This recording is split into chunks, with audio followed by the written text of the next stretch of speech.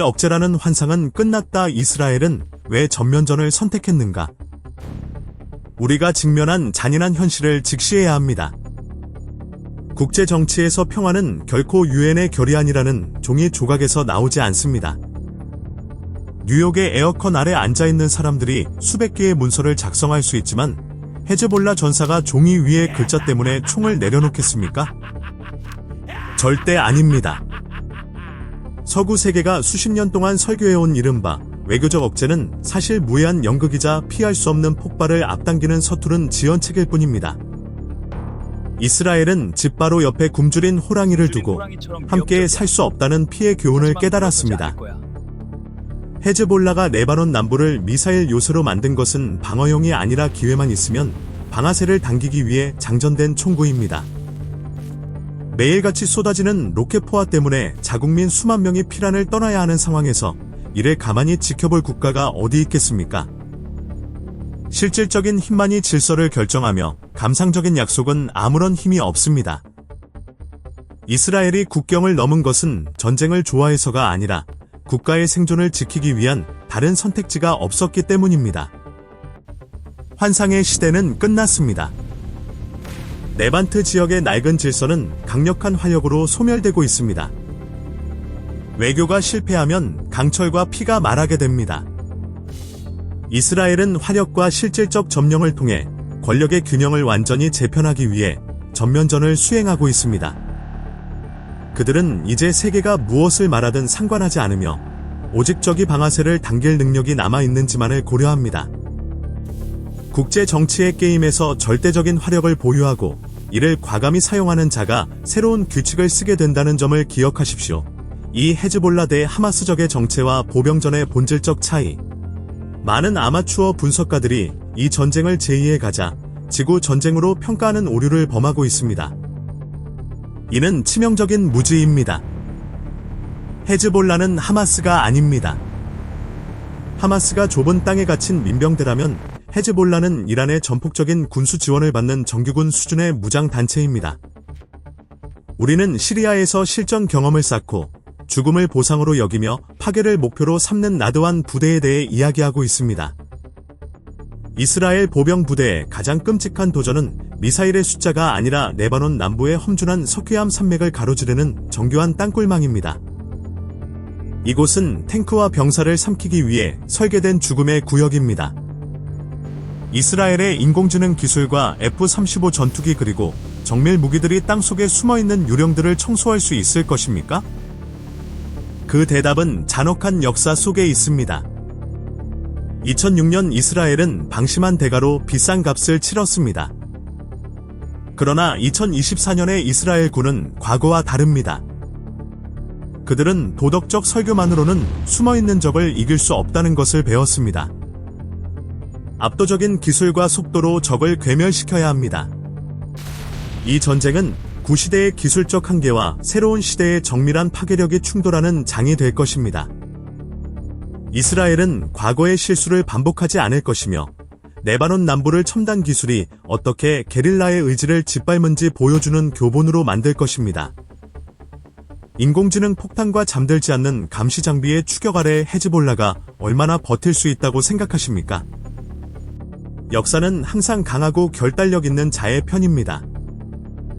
3. 이란의 역할과 대리체제의 붕괴 날카로운 검이 죽음의 문이 될 때 우리는 이란이 미국이나 이스라엘의 화력에 직접 맞서기를 결코 원하지 않는다는 핵심적인 지정학적 진실을 깨달아야 합니다. 테헤란의 전략은 지난 40년 동안 아랍인의 피를 대가로 바사 정권의 생존을 지키는 단 하나의 공식에 의존해왔습니다. 헤즈볼라는 이른바 저항의 축에서 가장 날카로운 검이자 가장 중요한 전초 기지입니다. 그러나 이 검이 부러지고 있는 지금 테헤란의 손이 무사할 수 있겠습니까? 이라크나 시리아의 시아파 민병대가 직접 개입할 가능성을 우려하는 목소리가 있지만 그들은 단지 겁에 질린 졸개일 뿐입니다. 기강이 해이하고 복제된 구식 무기를 사용하는 집단이 머리 위를 맴도는 F-35 전투기에 맞설 수 있겠습니까? 우리는 카셈 솔레이마니가 정밀 유도 미사일 한 발에 소멸되는 장면에서 이미 답을 보았습니다. 이것이 기술 격차의 냉혹한 현실입니다. 이란은 헤즈볼라를 구하지 않으면 대리체제가 무너질 위기에 처하고 개입하면 미국의 절대적인 힘에 의해 파괴될 위기에 처한 진퇴양난에 빠져 있습니다. 시리아 아사드 정권의 쇠퇴와 레바논 남부에서 궁지에 몰린 헤즈볼라의 상황은 단순한 군사적 패배가 아닙니다. 이는 이란의 원거리 방어 전략이 완전히 파산했음을 의미합니다. 이스라엘의 위성과 정찰 시스템이 미사일 창고를 청소하고 지휘관들이 벙커에서 제거될 때 저항의 축이라는 이름은 껍데기만 남게 됩니다. 이란은 거대하지만 발이 진흙으로 된 거인처럼 자신의 대리 세력들이 짓밟히는 것을 지켜볼 수밖에 없는 처지가 되었습니다. 트럼프 독트린과 직접적 개입 전략적 인내의 시대는 끝났다. 이제 워싱턴의 정책 변화에 대해 이야기할 때입니다. 테헤란이 시간을 벌기 위해 사용했던 지루한 핵협상과 이전 정부들의 나약한 전략적 인내는 잊으십시오. 도널드 트럼프의 복고와 함께 직접 개입으로 격상된 최대 압박 전략은 게임의 규칙을 완전히 바꾸어 놓았습니다. 지난 6월 포르도와 이스파한 그리고 나탄즈의 핵시설을 직접 타격한 것은 단순한 군사 행동이 아니라 테헤란에 보내는 단호한 정치적 메시지입니다. 숨바꼭질이 시간은 끝났다는 뜻입니다. 트럼프는 금기를 깨고 이스라엘과 협력하여 적대국의 핵심 권력과 핵 야망을 직접 공격한 최초의 대통령입니다. 이는 더 이상 대리전이 아니라 미국이 주도하는 새로운 세계 질서의 생존을 건 전쟁입니다. 트럼프가 다른 이들이 감히 하지 못한 일을 할 수 있었던 이유는 실질적인 힘을 이해했기 때문입니다. 제재로 인해 이란 경제가 내부에서 무너지고 정권의 정통성이 의심받을 때 외부에서의 강력한 한방은 내부로부터의 붕괴 시나리오를 완성하는 공명 효과를 일으킵니다. 이상주의자들은 지역 전쟁의 확대를 우려하지만 현실주의자들은 괴롭히는 자가 가장 고통스럽게 맞았을 때 물러난다는 것을 알고 있습니다. 미국은 이제 모든 사소한 갈등을 해결하는 세계 경찰이 아니라 전략적 위협의 뿌리를 제거하는 역할에 집중하고 있습니다. 그리고 그 뿌리는 지금 테헤란에 있습니다. 레바논 남부의 전쟁은 미국과 이스라엘의 연합 아래 중동을 전면적으로 재구조화하는 과정의 시작일 뿐입니다.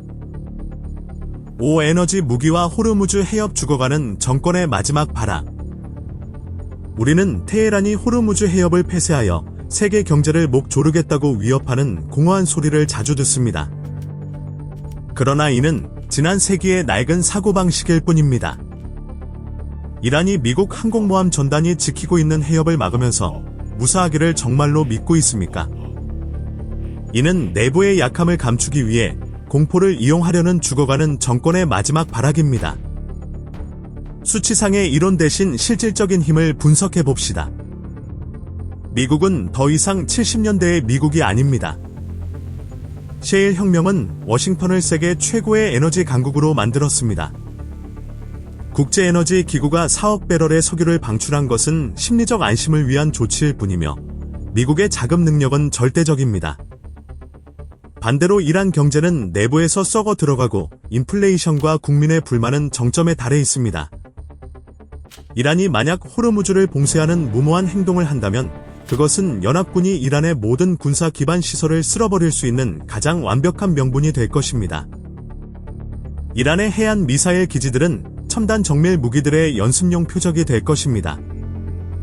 이란의 복제된 기술이 서구의 인공지능, 통합 타격 시스템을 막아낼 수 있겠습니까? 절대 불가능합니다. 에너지 쇼크 시나리오는 테헤란이 스스로를 위로하기 위해 만든 환상일 뿐입니다. 세계는 이란의 석유 없이도 살 수 있지만 이란은 세계와 연결되지 않으면 생존할 수 없습니다. 에너지를 무기화하려는 모든 시도는 오직 테헤란 정권의 종말을 앞당길 뿐입니다. 육새로운 중동 질서 조약이 아닌 강철과 피로 그려지다.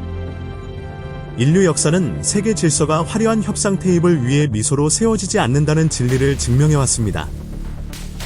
질서는 전장의 강철과 피로 다시 그려집니다.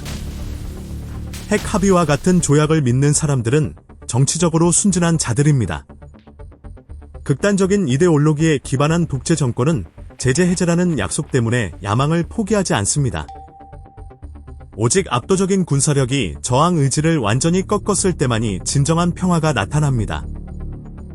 가자 지구에서 괴멸된 하마스와 레바논 남부에서 부러지고 있는 헤즈볼라 그리고 시리아 아사드 정권의 붕괴는 새로운 중동 지도의 첫 번째 선들입니다. 이는 지역 강대국들이 미국과 이스라엘 연합의 절대적인 힘에 도전할 수 없다는 냉혹한 현실을 받아들여야 하는 질서입니다. 중동에서 다극화된 질서를 꿈꾸던 자들은 대리 세력들이 연쇄적으로 무너지는 것을 보며 잠에서 깨어나야 할 것입니다. 헤즈볼라의 지하 벙커가 평평해지고 이란의 핵시설이 무력화될 때 우리는 더 실용적인 중동을 보게 될 것입니다. 실용주의를 따르는 아랍 국가들은 더 이상 쇠락하는 테헤란의 편에 설 이유가 없습니다. 대신 이스라엘과의 경제적 안보적 결속이 지역의 중추가 될 것입니다. 힘에 의한 평화는 구호가 아니라 자연의 법칙입니다. 기술과 화력 그리고 결단력 있는 의지를 가진 자가 미래를 결정합니다. 공허한 약속의 시대는 가고 실질적인 행동과 극단적인 실용주의의 시대가 오고 있습니다.